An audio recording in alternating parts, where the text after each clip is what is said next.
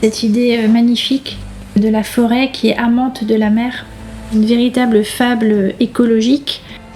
Un ostréiculteur qui a pris conscience que la mer et les huîtres qu'il élevait étaient dépendantes de la forêt.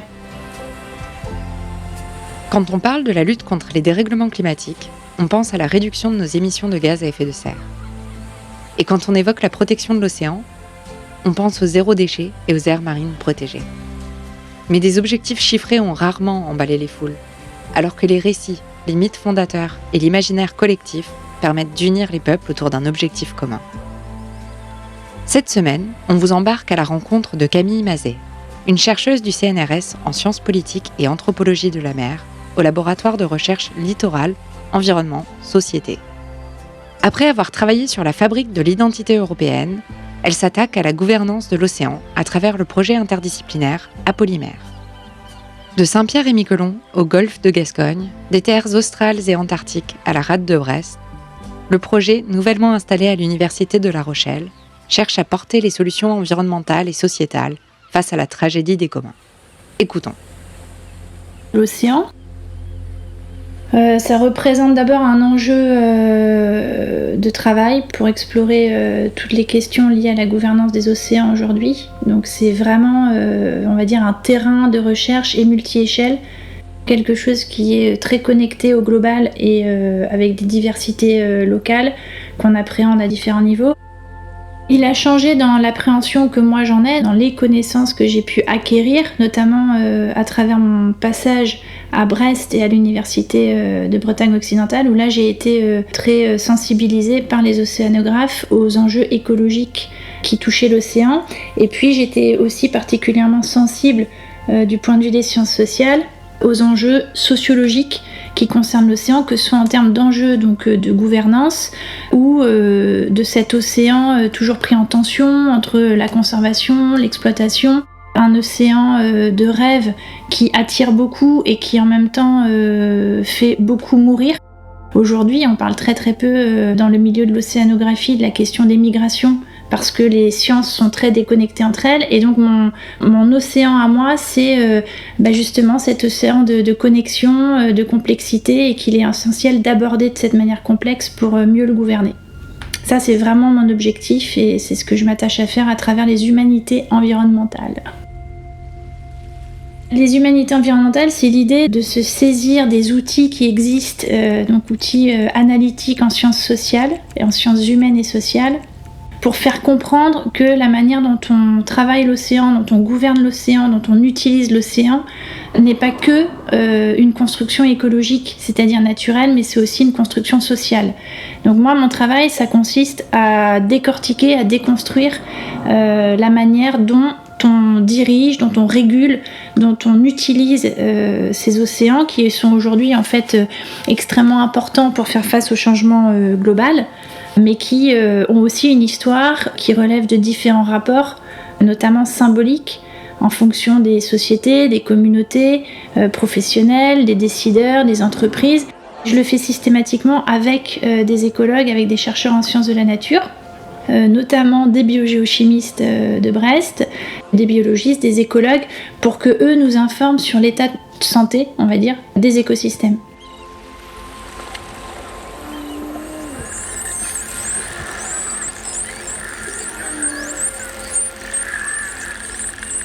Les enjeux, c'est essayer de mettre en place un système de gouvernance, donc une articulation entre acteurs, institutions, intérêts diversifiés, relations de pouvoir, positions sociales, pour mettre en place un mode de gouvernance qui permet d'aller vers une gestion durable, donc soutenable des océans.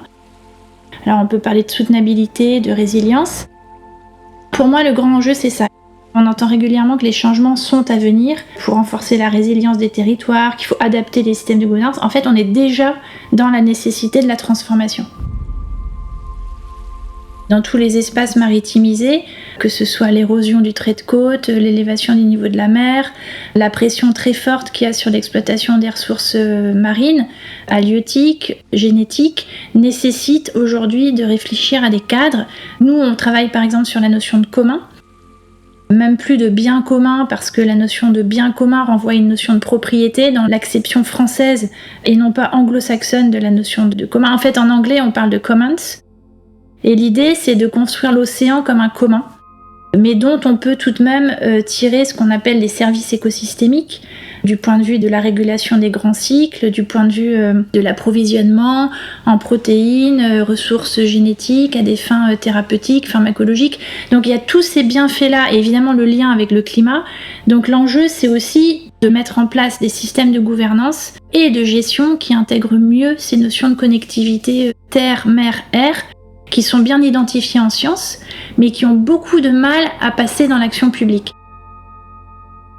Comprendre comment les connaissances scientifiques sont produites, comment elles circulent, quels sont les obstacles et quels sont les leviers pour les faire transiter dans l'action publique, donc auprès des décideurs, des gestionnaires de territoire, notamment littoraux et marins, à différents échelons, de l'échelon global à l'échelon local, et en intégrant au maximum les habitants des territoires, les personnes qui pratiquent la mer et surtout les personnes qui vivent encore de la mer.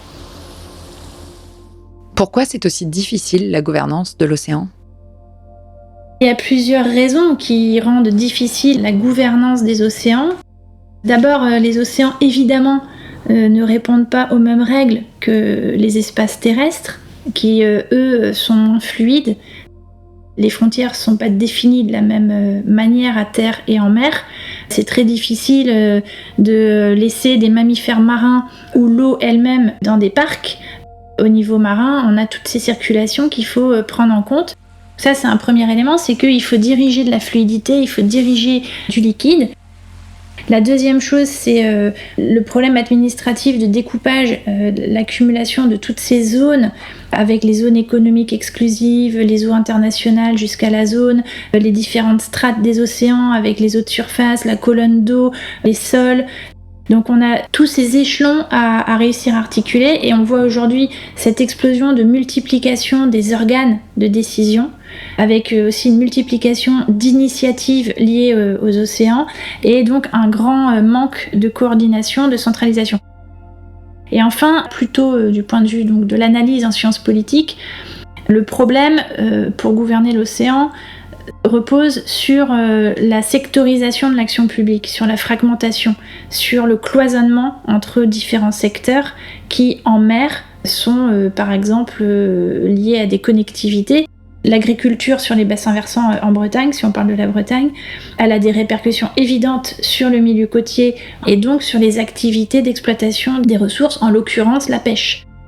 Par exemple, au niveau d'une région, comme la région Bretagne, pourrait-on aller vers un service qui ferait le lien entre les bassins versants et les répercussions au niveau maritime ? Ce serait très intéressant, plutôt que d'avoir un service agriculture terrestre et un service maritime dédié à la pêche ou à l'aquaculture. Le projet Apolymère, c'est quoi ? C'est un projet consacré à la gouvernance des océans, à la fois de manière analytique, mais aussi de manière opérationnelle pour accompagner les acteurs vers une gouvernance permettant une gestion plus durable des océans. On a des connexions au niveau national et au niveau international. On mobilise différentes disciplines, ça c'est très important. L'idée, c'est de créer cette connexion entre les sciences humaines et sociales et les sciences de la nature, mais aussi les sciences de l'ingénieur, que ce soit ingénierie écologique ou ingénierie informatique, mathématique, pour aller vers de la modélisation des socio-écosystèmes. Socio-écosystème, c'est un terme qu'on mobilise dans Apolymère simplement pour rappeler que l'homme, les humains, les sociétés humaines, les communautés côtières ou maritimes sont une part intégrante des écosystèmes, et que donc nous devons travailler avec ces disciplines pour explorer et transformer l'action publique et l'action collective autour des océans. Il y a beaucoup de blocages, effectivement dus à des compréhensions des lexiques déjà qui sont différentes. On n'utilise pas et on ne donne pas le même sens aux mêmes termes. Ensuite, on a des cultures scientifiques et générales qui sont souvent assez diamétralement opposées entre les sciences humaines, les sciences de la nature. On a des pratiques professionnelles qui ne sont pas les mêmes, mais néanmoins on a fait un grand pas dans la construction de cette interdisciplinarité, notamment au sein de ce groupe à Polymère, puisqu'on a réussi à s'entendre sur des termes comme transformation, soutenabilité, résilience, écosystème, et surtout le terme de socio-écosystème permet de nous faire travailler ensemble autour d'un cadre commun. C'est un terme qui vient par exemple des sciences de l'environnement et qui est assez mal appréhendé aujourd'hui par les sciences humaines et sociales. Donc on est toujours heurté à ces divergences de vue ou de compréhension, mais quand même on avance. En quoi travailler à l'Institut universitaire européen de la mer, avec des chercheurs en sciences naturelles, ça a fait évoluer ta vision de l'océan ? En tout, en fait, parce que c'est eux qui m'ont donné des connaissances biologiques, écologiques, chimiques, biogéochimiques sur ce que sont les océans et sur leur rôle. J'ai mieux appréhendé l'importance cruciale de l'océan à l'échelle planétaire et tout simplement pour la vie sur Terre. Ça a été vraiment une très très grande révélation.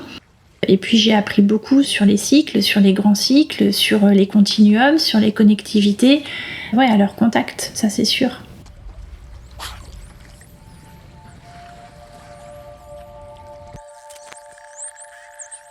Selon toi, le changement écologique passe forcément par un changement sociétal ?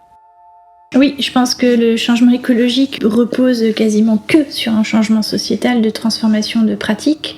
Par contre, je pense qu'il ne passera pas par un changement politisé au sens où le changement doit être transverse, radical, pris au sérieux à tous les niveaux de la société, dépolitisé au sens de la compétition politique. C'est-à-dire que ça ne doit pas être l'apanage d'un parti politique, mais traverser l'ensemble des préoccupations de la chose publique. Et la gouvernance de l'océan dans 10 ans ?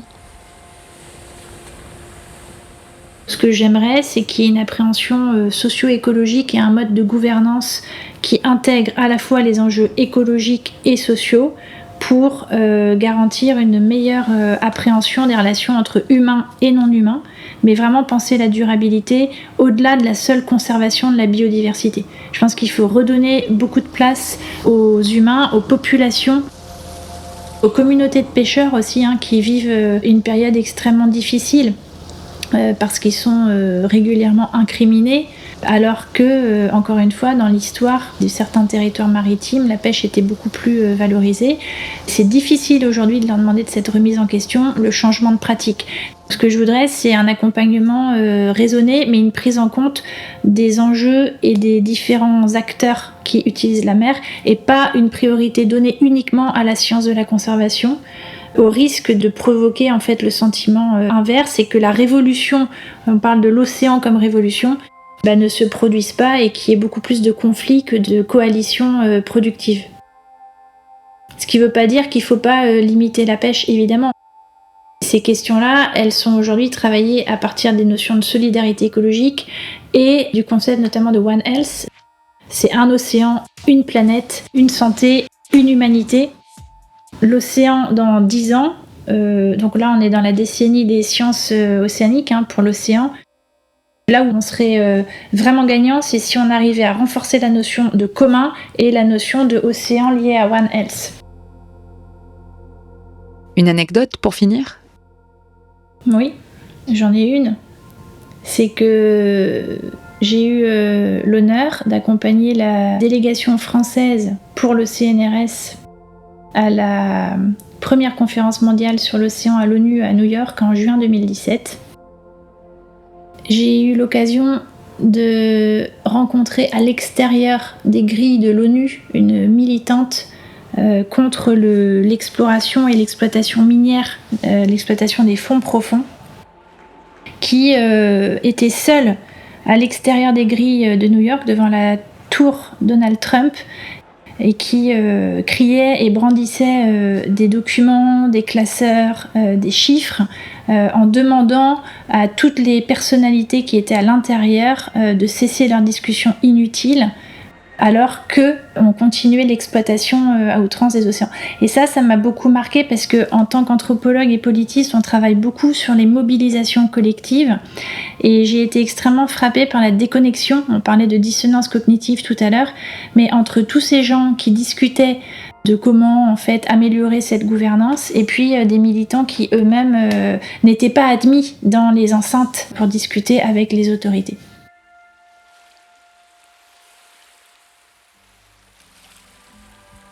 L'eau, comme l'air, n'a pas de frontières. Près de la moitié des êtres humains dépendent de l'océan pour leur subsistance. Et 61% de l'océan se situe en dehors du contrôle des États, en haute mer. L'océan nous concerne toutes et tous, mais le droit international n'est pas encore assez fort pour protéger ce commun. En 2017, l'Assemblée générale des Nations unies a décidé d'organiser une conférence internationale pour voter un texte juridique contraignant sous la Convention des Nations unies sur le droit de la mer. C'est une grande avancée, mais la négociation de ce traité est encore en cours. Le droit international, les Nations unies, les notions de gouvernance, ça peut sembler un peu barbare, complexe, détaché de nos préoccupations quotidiennes. Mais c'est notre avenir collectif qui est en pourparlers. Alors, chacun à notre manière, ne laissons plus une manifestante seule devant la Trump Tower et montrons qu'on est impliqué, qu'on se sent concerné par la protection de l'océan dont nous dépendons tant. Merci d'avoir écouté cet épisode de Radio See the Future et à bientôt sur sailinghirondelle.com pour de prochaines rencontres.